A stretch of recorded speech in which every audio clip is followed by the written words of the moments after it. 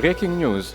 We just received a sneak preview in a survey that we are running across banking executives in 9 countries globally.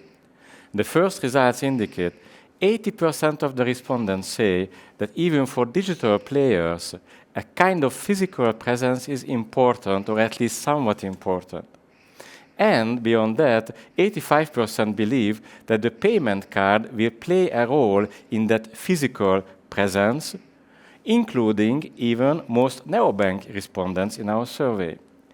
So to me, these fresh results confirm that combining digital and physical, what we call Phygital, has an important role in the future. This is probably the new normal in banking and payments. Are we surprised? Actually, no. If you think about what Amazon does, combining online ordering with physical delivery, offering several options here. Or closer to our industry, think about PayPal, that originally purely digital fintech now offers also physical payment cards across several markets in their world. So Phygital is already there.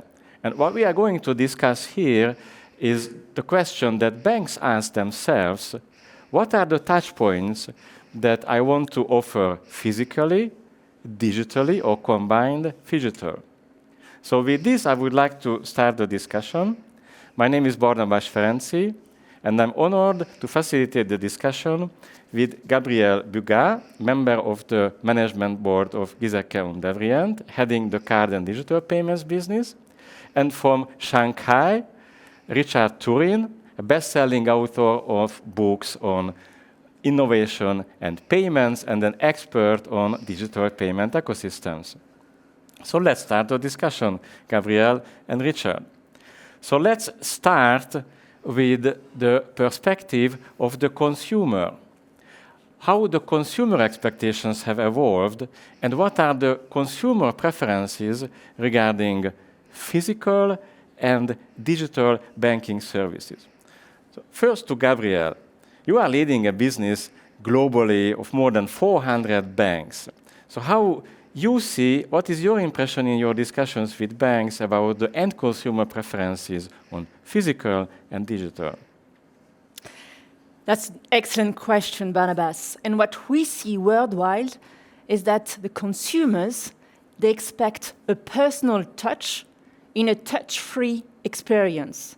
And that's where technology plays such an important role, because with the combination of physical and digital, there's a lot we can offer now to meet these expectations. Let's take an example, like e-commerce. You order online a physical good, and then you track over the phone when it's going to arrive. That's a good example of how things are developing. We want all, as consumers, we want to be at home, convenience, but at the same time we want to stay informed. We want to have access to all services, but we want it secure. We want to be 1 in a million with hyper-personalized services and also with benefits that suit us. This, in the card business, we see it. And payment with card is fast growing. McKinsey estimates that in 5 years' time, half of the transactions in volume, in value, will be done on card rail. But here, I'm talking about transactions. What people are looking for is not transactions, it's connection. And this is where Phygital is so important, to have this connection part on top. So it's what we call card plus services. Nowadays, this consumer experience, reinventing consumer experience, is at the heart of what the banks are doing, what every big company is doing, and let's hear more about that. Richard, you wrote a best-selling book about the development of the Chinese digital payment ecosystem. So how you see these consumer preferences evolving from that perspective? Yeah, it's a really fantastic question, because China is going to give you the opposite of what you may think. So the 2 major payment platforms in China are Alipay and WeChat Pay. And they actually cover some 83% by number of all of the payments made in China. So you're going to think, well, here's a great example of a place where people don't need cards. And to a certain degree, you're right, you don't need them. But here's the thing. Cards are still very important to people. People want a physical piece of plastic. People are afraid their phone batteries are going to die. People want to segregate payment from personal accounts into business accounts. So even in a place that is arguably perhaps behind Sweden, I think Sweden is the #1 in the world for digital payment, but China is close on for being a digital payment leader. You still have cards. So people still have that desire for physical. And then when you get onto the platforms, of course, physical service is something that doesn't go away. Just because Alipay, for example, is a digital platform and highly sophisticated, hey, you still have a help number, and I had to call it a while ago. And yeah, in a minute, in China, I got an English-speaking operator who could help me solve my problem. So no matter how digital you get, and China is certainly the model for digital payment and being technically advanced in the digital space, there is still room for physical. So the concept of Phygital works even in China, where digital reigns in certain aspects. Oh, that's very interesting. Could you tell us a bit more how the Chinese banks facing the challenge coming from these big platforms you mentioned, how they fight for relevance, and what are maybe the success stories here, also looking from the Phygital perspective at that? Yeah, absolutely. Well, the banks were truly, I don't like to use the word, but it's true, they were disrupted in 2014 when WeChat and Alipay both launched in China. For a few years, 2014, 15, and then finally in 16, what you saw was the banks going heavily digital. They recovered, and yes, they did lose money off of their card revenue services. That silo, that profit center certainly lost revenue because people were using a different form of payment. But what you saw is the banks fighting back. So eventually you have banks like ICBC, which actually developed an online store. Now you say, why would they develop a store? They developed the store for card services and also to help small and medium-sized enterprises develop credit history so that they could then be loaned more money. So what you see with the banks is a real creative solution to the disruption of their payment market. So they went into online stores. Another one went into the travel business, where they had a lot of work in the travel space. So banks went digital in a hurry because they were forced to. It was an essential ingredient for their strategy going forward. And they kept the physical nature. Look, they kept in the card business. They didn't give up on cards. Yes, the cards were linked to a different payment service other than WeChat and Alipay, but cards are still an essential ingredient of the payment mix. So it's not one or the other.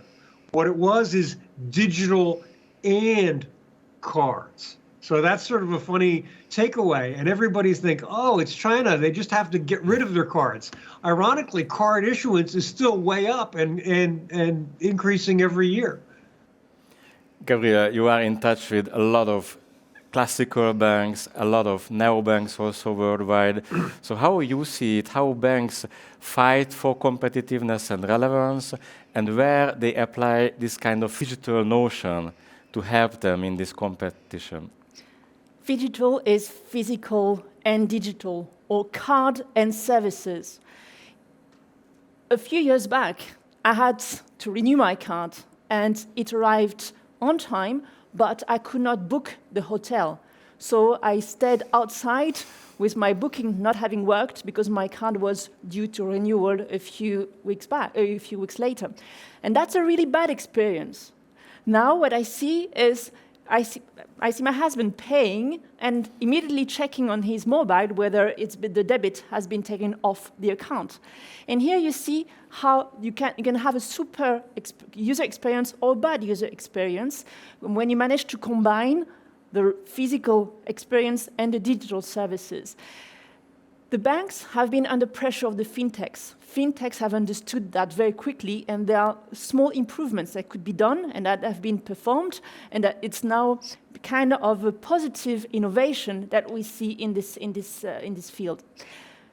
For instance, we see in China, it starts with onboarding, and in China you can add something specific on your card in a very simple way, easy way on the portal. For instance, your zodiac sign engraved on the card, so it becomes your card. In Australia, well, when your card is due to renew, you don't have to worry. You are informed at every step of the way, every step of the production. You can even decide where it gets delivered. We also, in North America, when we deliver the cards, we also have special vouchers that fit with the end user tastes. So it really feels like a unique experience. We have also developed interesting and simple ways to activate the card. You just tap the card on your smartphone and it works. You don't have to call, it just works and it's secure. Because our business is to make it easy, but in the background, super robust. So you see, those are examples of way to facilitate the experience, but it can go, this connection between the bank and the user can go even beyond. The bank can appeal to the emotions or to the specific interests of the user. For instance, right now, the environmental friendly aspect and the eco-friendly aspects are at the heart of many discussions. And along with the card, you can have information on the CO2 footprint of what you buy. So it's people emotional needs have not changed. They stay the same, but the technology enables the banks to address them better.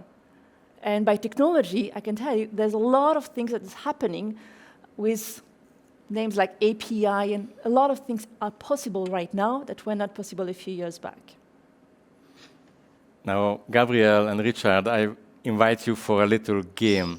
Imagine we are the leadership team of a new bank. We are establishing together a bank from scratch, greenfield, and you are the chief customer officer of this bank.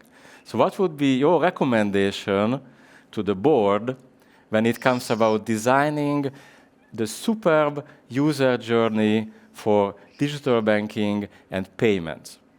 And first, Richard, I would like to provoke you with a question. Would you establish a bank at all, given all that's happening in China?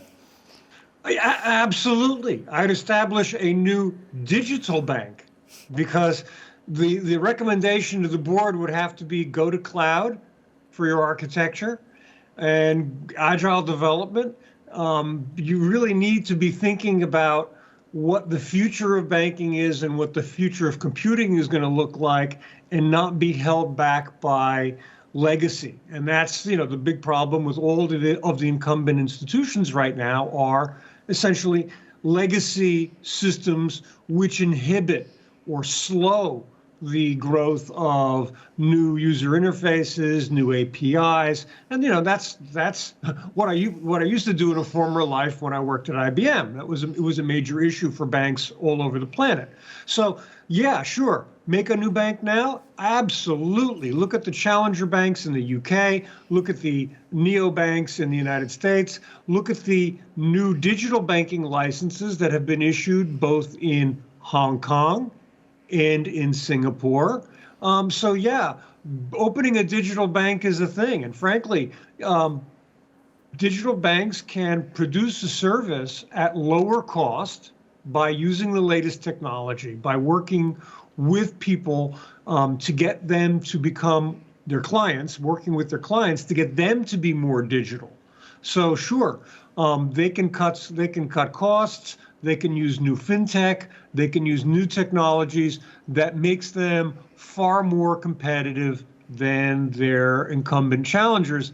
But then it comes down to something really primitive, and that is trust and faith. Can you get them to move from the incumbent? Will they open an account with you and bring assets over, or will they just open the account and put a small amount of money in to pay their bills because your systems are much nicer. And that's the real challenge, is to build that trust and to build that faith in your institution. You can build a platform, and this quite quickly nowadays, but building trust indeed can take centuries sometimes. No, absolutely, and that's and that's really the funny thing. And we can go to China again as an example, because typically with the Alipay network or the WeChat Pay, either one, you have a bank account, and you also have the ability to keep money in your WeChat account. Most people don't put money in WeChat or Alipay. They leave that relatively underfunded, and we take it all from the bank. And it's not that we don't look. WeChat and Alipay are massive companies. We're not afraid that they're going to go bankrupt. They're bigger than a lot of the medium or small banks in China. But we still have that faith in the, quote, bank as opposed to the digital player. And that's something that time will have to help us overcome. But a new neobank or challenger bank won't get that trust overnight. And really, it shows, for me, a new bank or building a bank, you need two things. The emotional bond, be it based on trust or not, but the emotional bond with the bank, and then the technology flexibility. The flexibility that comes from the technology. Regarding the emotional bond, and a card is something super emotional. This is a super link, that you have a physical link that reminds you of your bank every day. And that's something that Chinese banks and many banks have understood, and they keep on investing on this object, that's the bank in your pocket. There's more than that, it's also connecting further. And here it's appealing to another type of emotions, about aspirational emotions, about eco-friendly, and also sometimes just fear of the security and having a biometric card where you don't have to remember your PIN, but you know it's secure. So this is where the card plays a role, but this emotional bond is also, of course, in the staying connected and having the impression that my bank, even if remote, knows me and stays close to me. That's on the emotional side. Now, with the technology and what we see that the platforms are capable to do, a new bank should definitely be flexible and, in a way, separate the front end from the back end and being able to combine the offline and the online. And when it comes to flexibility, it's about, in the card business, about going to a branch and having a card issued if it's simpler, or if you're on vacation and it's the best way to get the card. It's also, in some cases, saying, no, I need a digital card first, and I will receive the physical card later because it's easier, it's quicker, it enables me to book my hotel and not staying at the door. Or for some generations also, I stay digital only because this is my way of living. So here, this flexibility, giving the choice to the consumers, is key in those new platforms.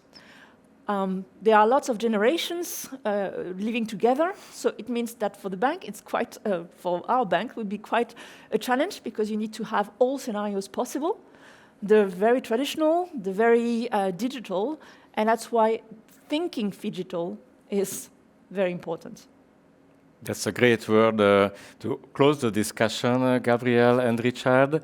And what you highlighted, it also corresponds to the interim results of our survey, which says that the bank's executives find among the most critical challenges one, that customer retention and acquiring new customers and creating the bond that Gabrielle also highlighted is one of the toughest things to do. And looking at the technology side, creating a technologically supported customer journey based on the outside-in customer perspective and not on what is available technically already, especially for traditional banks. This is also the second big challenge for many of these executives. Thank you, and thank you also to Richard. I think we provided a lot of interesting perspectives to the question, are we ready for this digital future in banking and in payments?